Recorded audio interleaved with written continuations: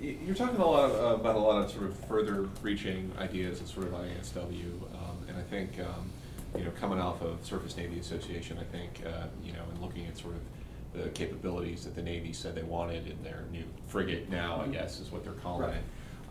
It seems in the short term there seems to be some pretty significant ASW gaps, specifically on the offensive side. So is there anything like sort of in the shorter term you think the Navy should be looking at to sort of kind of shore up some of those gaps? Right. So if you start thinking about a different approach to anti-submarine warfare, where we try to make sure that submarines are rendered ineffective rather than killing them, a lot of the equipment the Navy has today would be able to help with that. The VDS on the variable depth sonar that's on the LCS is a very good system and is tested very well. It's been used by NATO allies for a long time. That's an active system that moves into this new competitive regime. So LCS would be an example of going past the passive sonar regime. Is that Thales right. VBS? The Captus 4, is that what you're talking about, Captus 4, right. or just in general? In general, right. I mean, in general, variable depth sonar.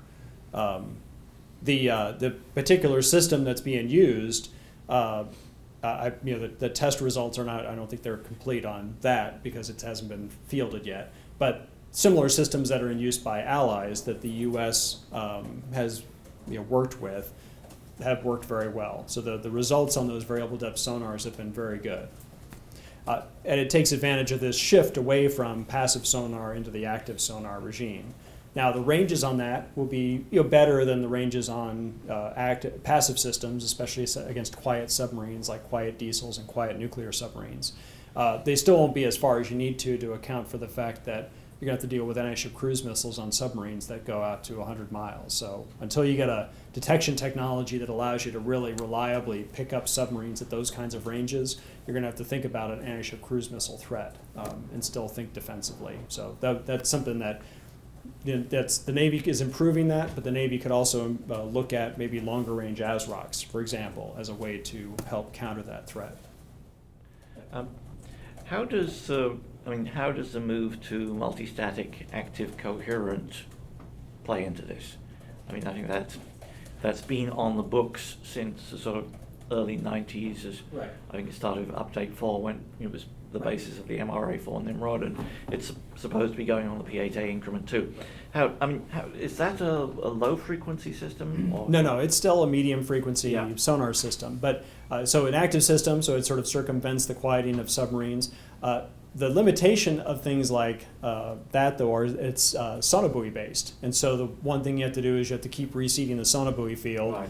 And to defend a moving moving high-value unit like an aircraft carrier, you'll have to both reseed it periodically to deal with the fact that they'll drift and that they'll eventually run out of power. You also have to move the field periodically, which means you're going to have to reseed it. So capabilities like that would be really valuable, but we should think about putting them in systems that perhaps could be moved on their own, like an unmanned underwater vehicle. We could use that technology of multistatic active coherent, but if you put it on unmanned underwater vehicles, they'd be able to network and navigate themselves to maintain position and provide just as good, if not better, data, because they will be able to then move with the carrier strike group, and perhaps you don't have to reseed the field like you do today with the P8. Yeah, and is the helicopter system, the advanced low frequency sonar, is that low frequency in your definition, or is that?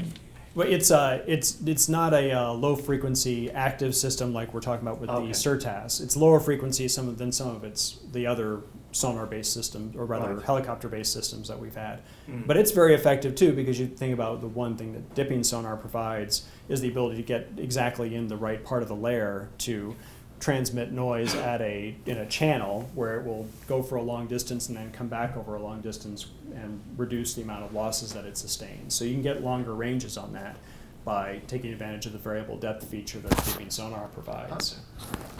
But again, so one thing to keep in mind with the helicopter is a helicopter is only going to be able to operate about 50 nautical miles away from the ship that's supporting it, and it's going to have a time on mission of only a few hours at the most.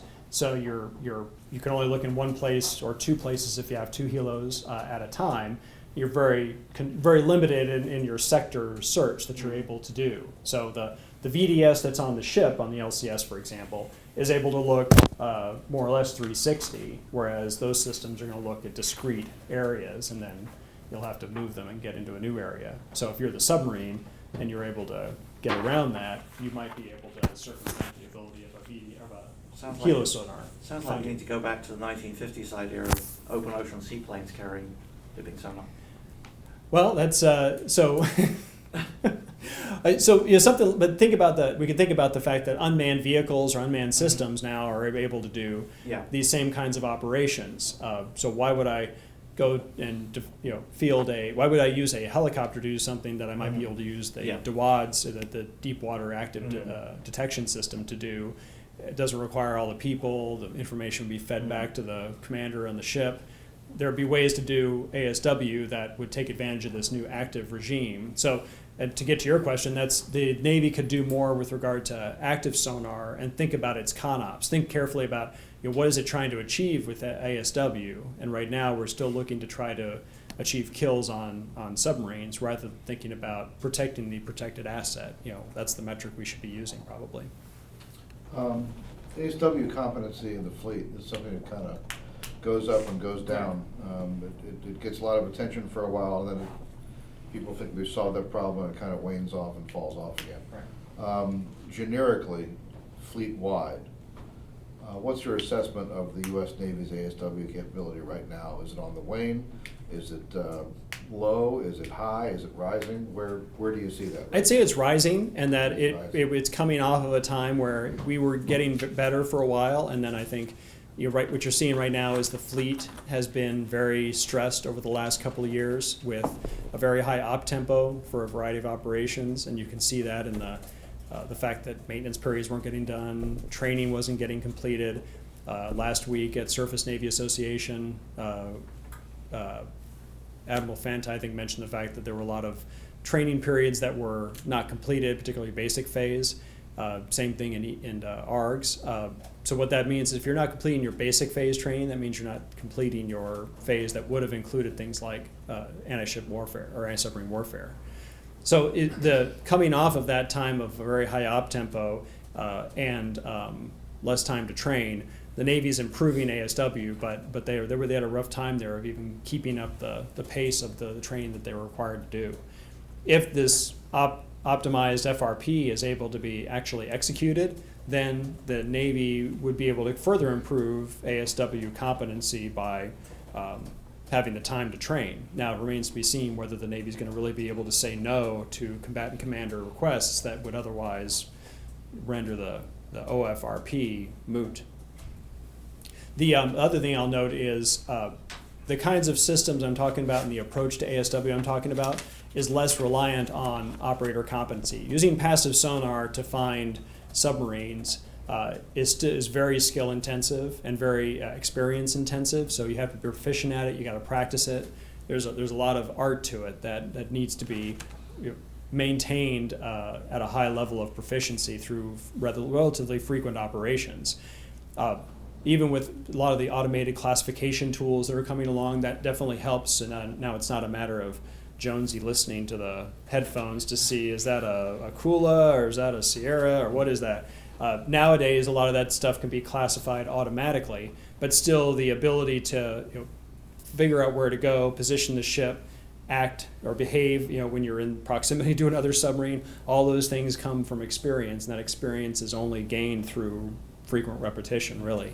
Whereas if you go to an active system that is able to detect things farther away, and if you go to an approach that you're focused not on killing the submarine but on just keeping it away from you, well then maybe that doesn't require as much skill and frequent repetition. I mean, that's why potential adversaries might go to a system like I showed here, where it becomes kind of a fire and forget approach that, well, I'm not going to really worry about getting really good at ASW because every submarine I detect out here, I'm going to launch a weapon at it. Now, you might use a lot of weapons, so you want those to be relatively cheap, but that might be a way of keeping the submarine threat at a level you're able to deal with, as opposed to ramping up and building an entire ASW force and competence and training plan and all those things that might be hard for a country to do if they're not. large and capable. But you say you think they're improving, so are they improving because you think the answer is the optimized fleet response plan, or is there anything else in that? Can you quantify that somehow, point to something? I can't quantify it, but I can point to the fact that the Navy has, they're improving the number of, I guess you can't quantify it, I just don't know the numbers offhand, but the Navy's increasing the number of ships that are completing their basic and intermediate phase training. So during that training, they include ASW as part of that. There's also been a renewed emphasis on ASW as a competency in the fleet, and that's driven by, to some degree, Russian deployments that are increasing, and the fact that Chinese are also increasing their out-of-area deployments. So those things are driving the Navy to increase the emphasis it's placing on making sure everybody gets done with their ASW training. So you think it's just really training? A lot of it is training and practice. It just, there's I heard, for example, Bold Alligator there were ASW phases in Bold Alligator. Right. I heard the ASW phases in Bold Alligator didn't go well at all. Right. Well, it depends on. Yeah. I mean, I think doing ASW in the context of a very large exercise like that is going to be hard because there's a lot of things going on. That's sort I think it's a of great. I mean, you can grade them and say that they may not have done very well, but in terms of overall the fleet getting better at ASW, the amount of training that they're doing is increasing, and the emphasis they're placing on it is increasing. I would imagine that is increasing their competence at ASW, but like I said, ASW is very hard, especially if you're doing passive ASW intended to find and kill submarines. They talk about the latest version of the SQQ-89, AV-15, Right. Which is in very limited numbers right now. Right. So that's their point of that is that will be a great improvement. Of course, it's going to take some years to be fielded in some numbers. Right. They also talk about the LCS module with both the VDS and then the multifunction towed array, and then they talk about that being used in combo with a AV-15 destroyer. Right. But that's something that's years and years away.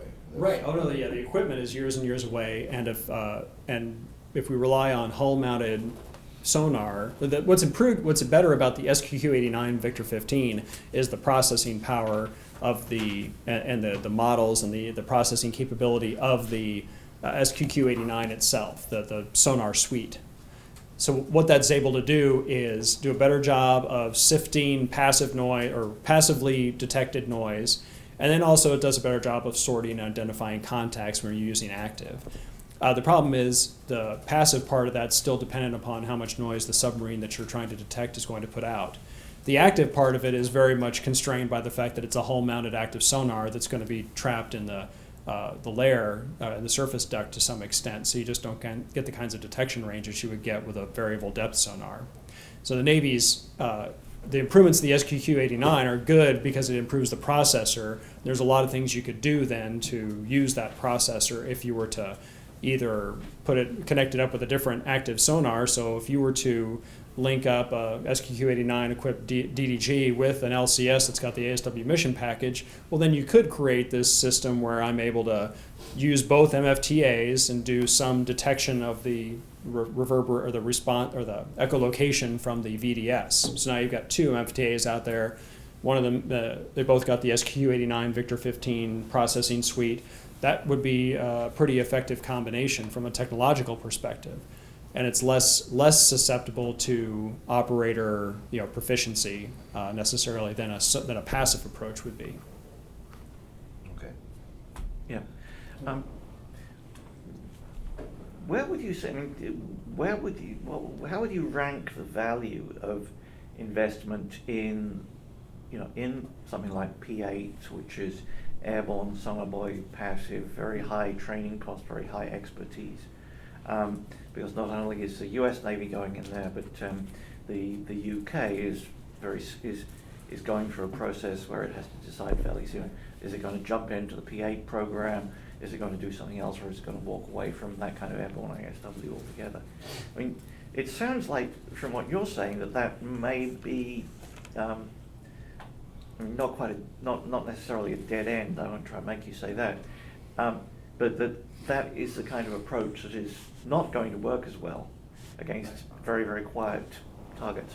Right. So the P-8 has a lot of great capabilities in it. The processing is very good, and that's been the Navy's at least feedback thus far, as they've said the processing capability that provides is very good. The command and control capability it provides is very good for ASW operations.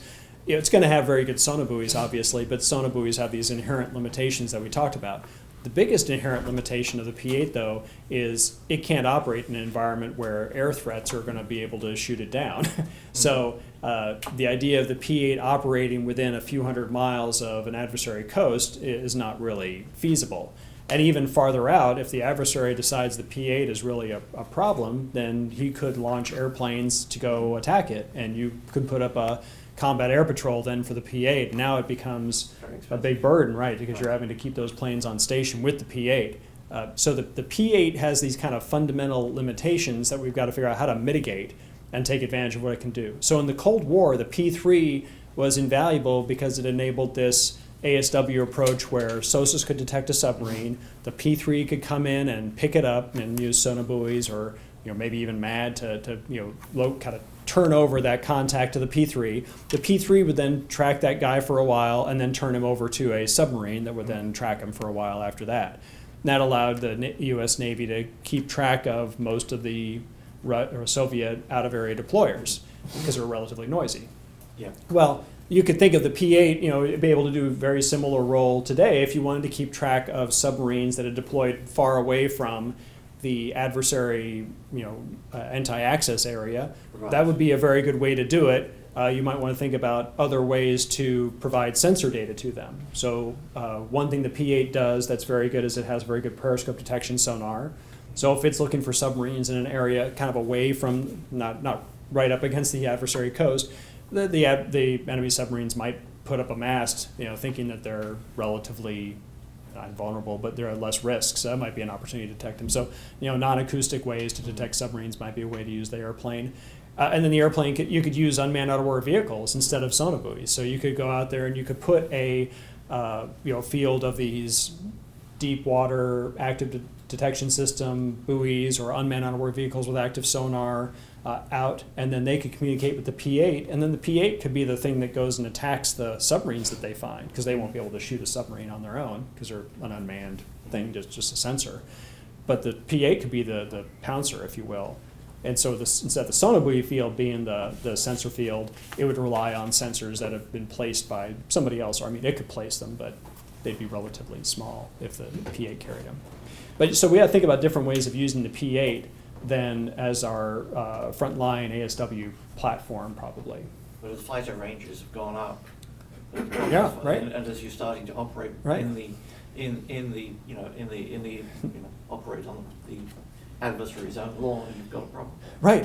That's going to be difficult to rely on the P-8 as the way that you do most of your anti-submarine warfare, which has sort of been the approach that our planning has taken for the last, decade or so. Is kind of P-8's going to be the thing that does the majority of ASW, which it can, except for the fact that it's got a threat environment that it's not going to be very survivable in unless you protect it aggressively, which may be more than we can support. Yeah.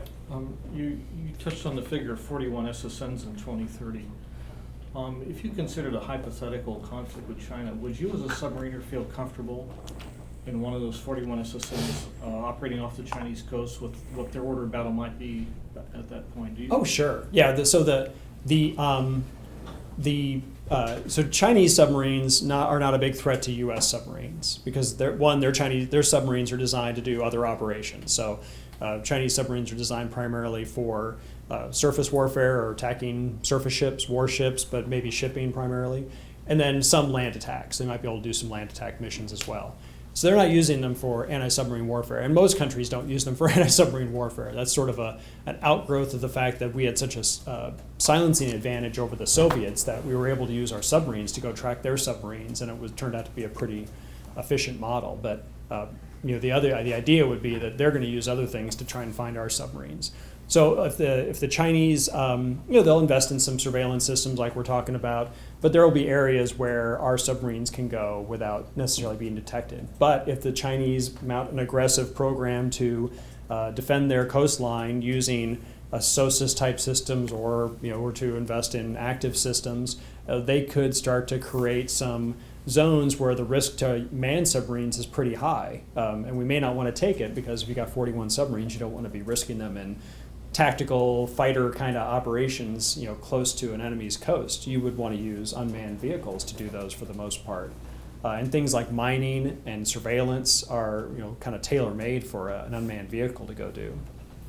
Well, with regard to, in the Cold War, our SSNs were engaged in a lot of ISR of the Soviet fleet. Do you sense that, maybe you know, maybe you can't say about it, do you sense that we're exerting the same effort now against the Chinese fleet, submarine fleet, like their SSB enforcers? Right. I don't know. I mean, I would assume you do. I mean, it seems like a natural thing for the U.S. to do, but I'm not sure what the submarine, you have to talk to the submariners and find out what they say that they're doing, but it's, we did it with the Soviets. It would seem like that's a natural thing to do. What's your take on the new Yasin class that's coming out of Russia right now? I'm not familiar with that one. No, that's I might be saying it wrong. It's the Severed Vince. the Oh, SSA. okay. Yeah. Yeah, I didn't know that. The new SSN. Yeah, so it's well, from what the CNO and I think Admiral Richardson, some other senior submariners have said, it's very capable, and the Russians themselves say it's very capable. So it seems like it's a very capable submarine. It's got a lot of features that reflect, I guess, lessons learned from the Russian submarine development program. It took a long time to build, and they're very high on it. So it would seem like it's a pretty good submarine. It's probably comparable to some of our older submarines that we have deployed today. So it's a concern for the U.S. that there's that the Russians could be ramping up their submarine construction program and building submarines that are quieter and have greater sensor capability than their predecessors, which would mean that they might have a few of them that are on par with some of our U.S. submarines, which was a similar situation as we had at the beginning, or the early Cold War, the mid-Cold War, where once they realized they needed to do submarine silencing, the Soviets fielded the first few classes of quiet submarines, and that forced us to change our approach to ASW. Well, the advent of the Severminsk and its brothers and sisters, it should think carefully about how do we want to approach ASW in the future, so we don't have to do that responsively when that we find that they're making it through our sensor nets. Should be thinking ahead now proactively to say, how would I maybe change the ASW approach for an environment where that kind of submarine becomes more common. And what's your sense about the Russians getting into the UUV game? How much development? Because it's how much anybody knows about sort of Russian capabilities and what they're developing is always inconsistent. They're fairly opaque when it comes to that, which is surprising, because normally they'd be trying to market that stuff, but it seems like I assume, given their competence in undersea operations and engineering undersea systems, they're developing unmanned underwater vehicles that are probably pretty capable. They may not have some of the qualms that the U.S. has about using nuclear reactors on unmanned vehicles, so that would seem to be a natural thing for them to consider, which might mean that some of their unmanned vehicles could have pretty long range and endurance. It's inevitable that they are developing capable UUVs. But nobody's talking about it. No, there's not a lot of talk about that, which is... What do you think happened? Just happened last year in Sweden? Right. Well, you could speculate that might be an unmanned underwater vehicle, as opposed to a submarine. Yeah. Do you think so? The way the whole thing played out is still playing out. Right. It certainly could be. I mean, we think about it. If it were a submarine, it would have been. They're much larger, and it would seem like, especially the water is not all that deep there. It's right. Hard to hide. So it would seem like something was out there that perhaps was an unmanned underwater vehicle, so it was harder to find, and perhaps didn't have to come up, or didn't have to show any mass or anything that reduced its chance of being detected using other means. So that's certainly a possibility. When you talk about nuclear for a UUV, there've been running stories off and on about the Russians having a sort of mini nuke that could take the place of an AIP, maybe something more like a radioisotope thermal generator kind of thing. That sort of thing you're looking at. Oh, definitely. That'd be one approach. I mean, with that's used on satellites, and so that technology's been around for a long time. The idea would, the concern was, oh, well, bless you. So the one thing was, well, can you scale it up to provide the kind of power you need to propel something through the water? Because powering a satellite doesn't take as much energy, or nearly as much energy as it does to power something through the water. But you could, I would assume that given all the time that's passed since that technology was first developed, that you'd have the ability to scale that up to provide that. And I've heard people talk about the fact that RTGs could be a way to power unmanned underwater vehicles, and it's certainly viable. There's no reason why you couldn't do that.